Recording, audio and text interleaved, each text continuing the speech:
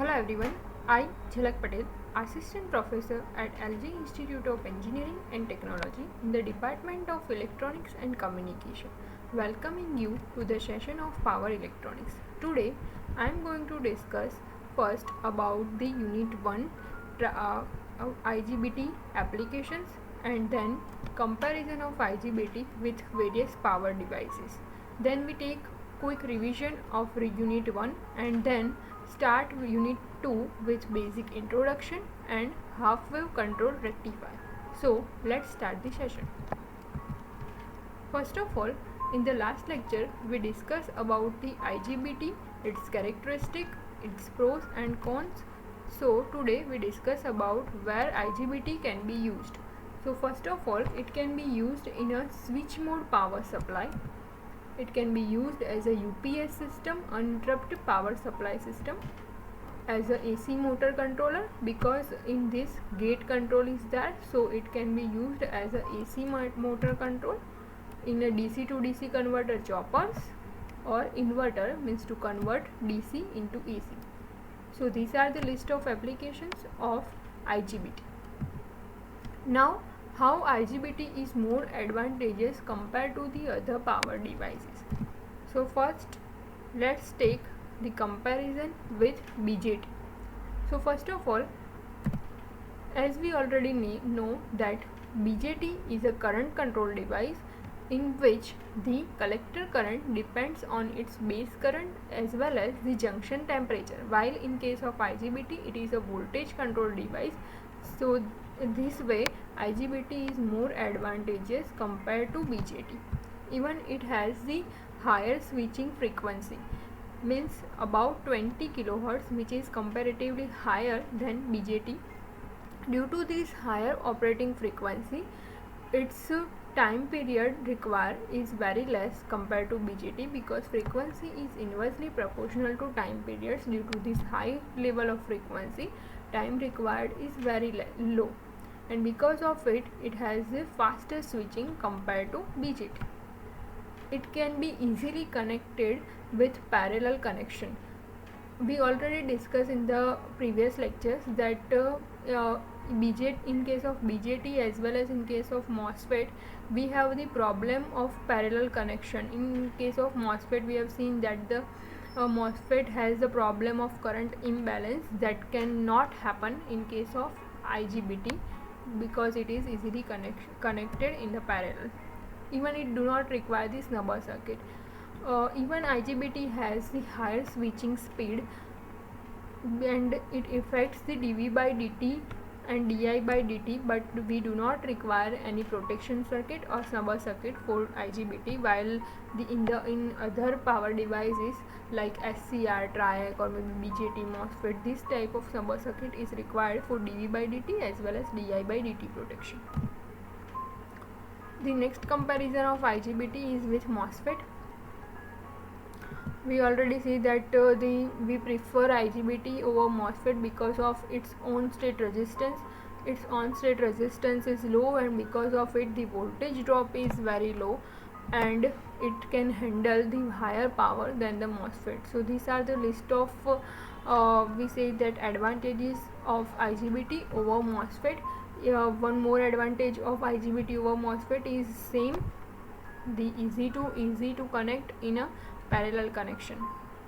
So this is how we prefer IGBT over BJT, even over MOSFET.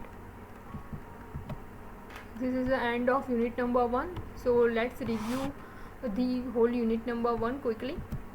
First of all, in a unit number 1 we see about the classification of the various power circuits like AC to AC converter or DC to DC converter, choppers and rectifiers. So this question can be asked in a 5 marks that discuss about the classification of different power circuits and why it is needed.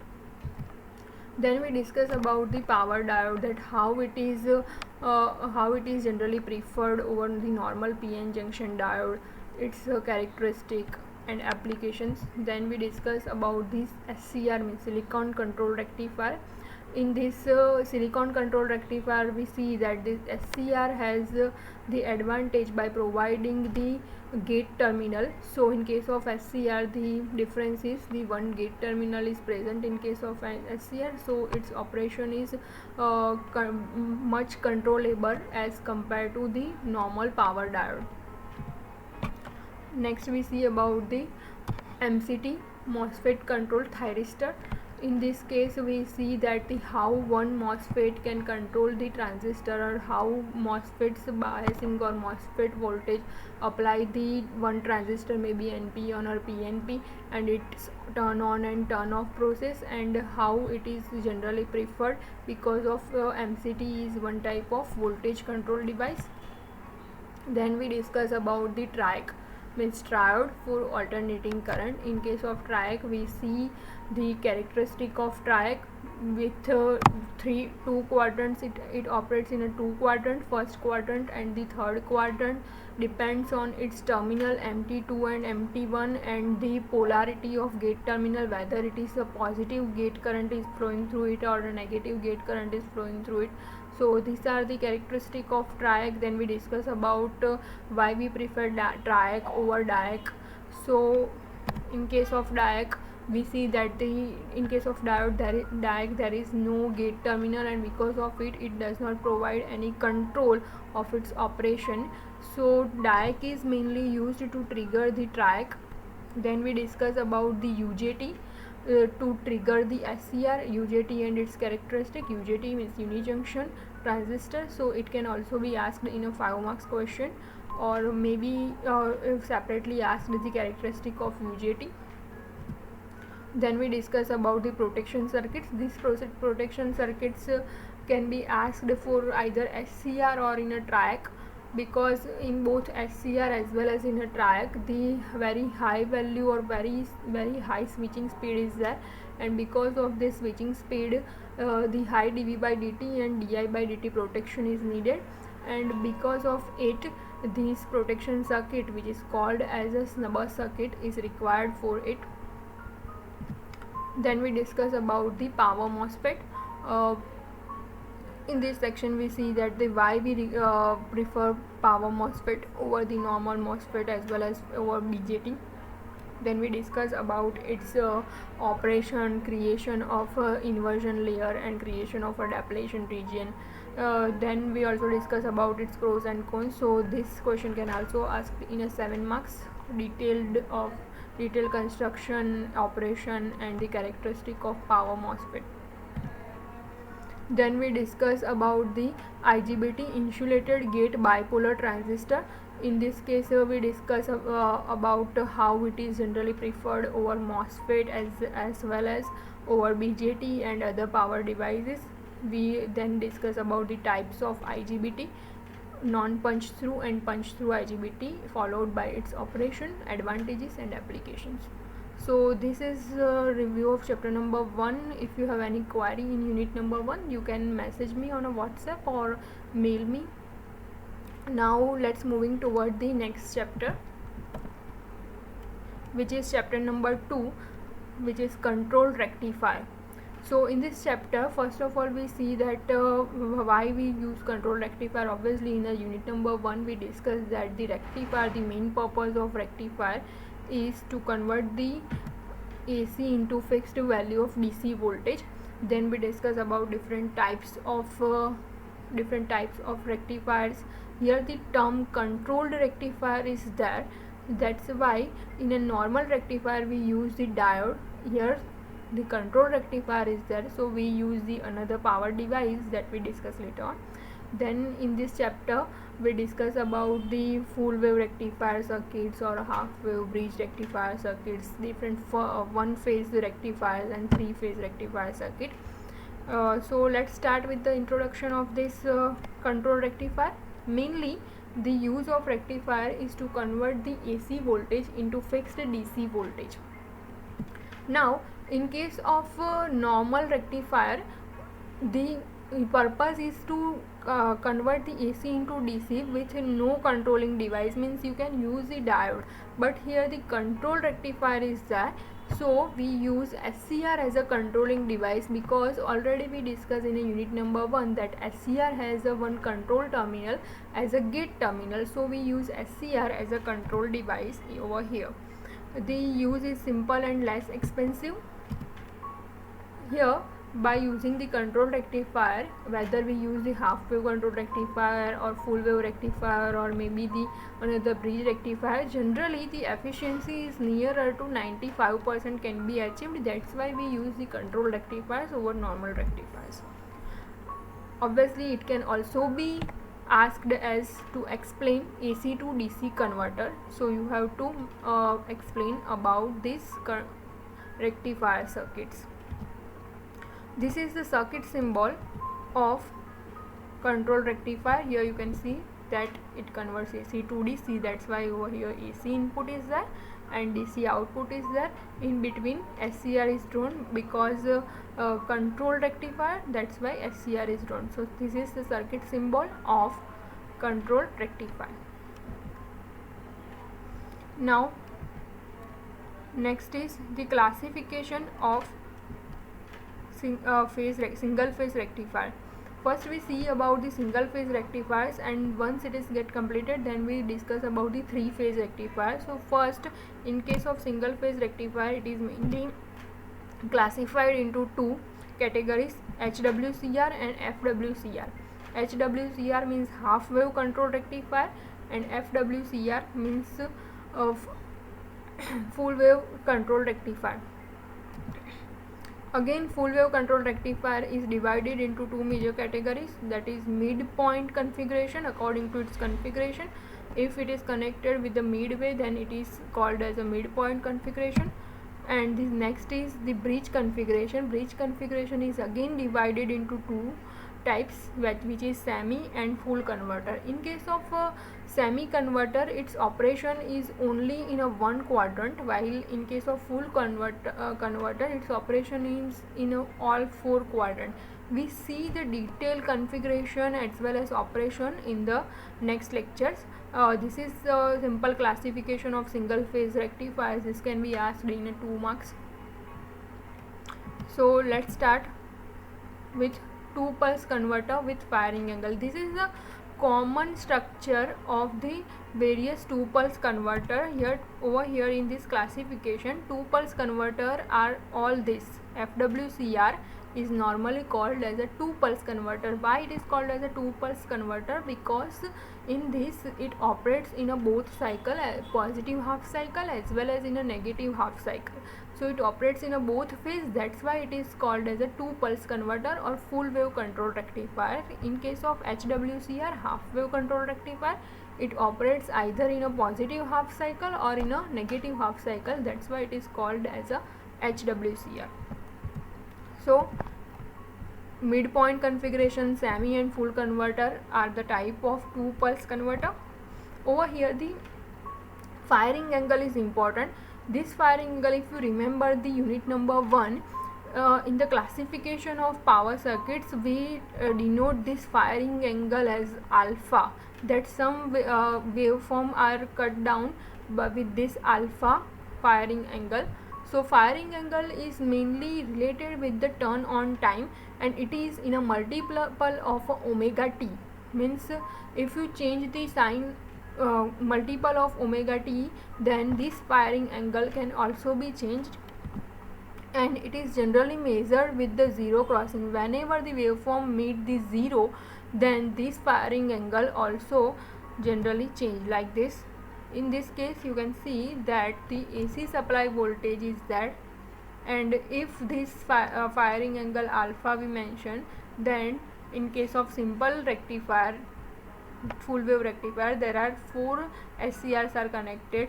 So with this zero crossing, with this alpha angle, after that the waveform is start conducting like this, and here again when once again it crosses the zero over here, then once again it gets the angle alpha and again get the waveform like same as for first.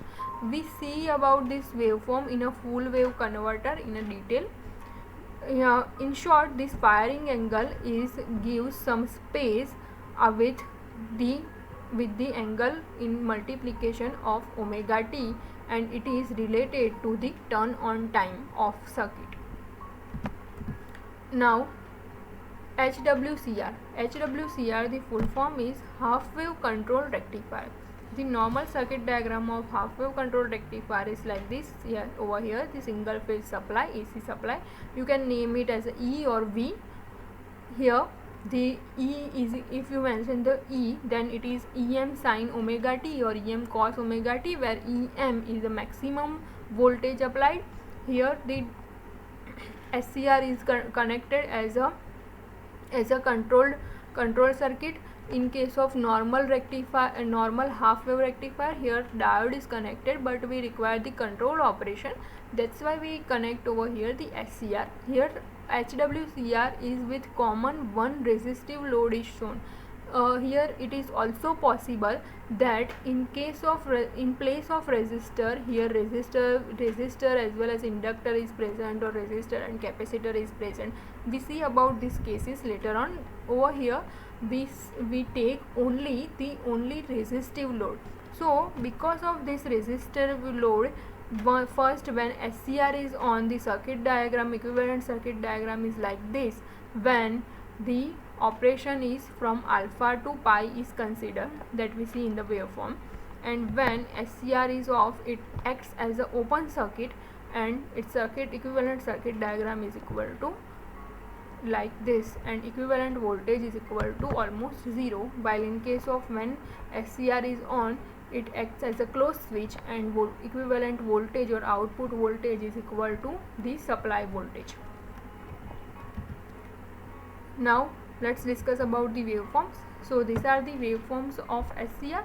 Over here, first supply voltage is there, then due to SCR the firing angle alpha will be present.